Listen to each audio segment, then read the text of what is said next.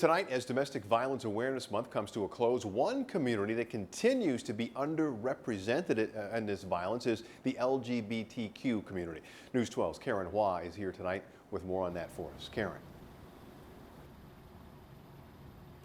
Well, usually when we talk about domestic violence, we think about relationships between a man and a woman. But what many people don't know is that actually the rates of violence are higher in LGBTQ couples than they are heterosexual ones.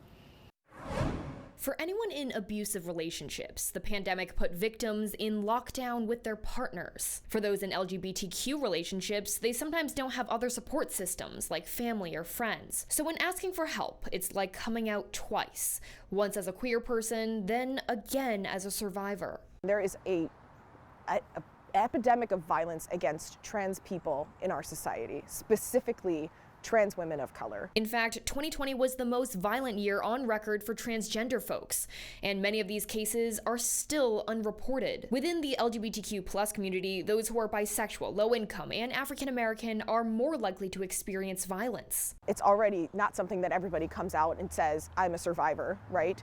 But when you're an LGBTQ+ person and you feel like there aren't any resources out there for you, and you feel like the resources that are there might not be supportive of you, it is even more challenging. That's why the Loft LGBTQ Center in White Plains has a domestic violence support program called Rebuilding Rainbows. They not only help those in hurtful romantic relationships, but also those with family abuse, like unsupportive parents.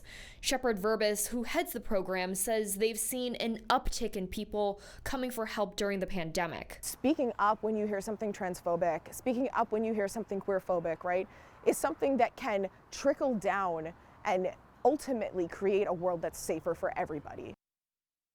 So what kind of resources does this program offer, Karen?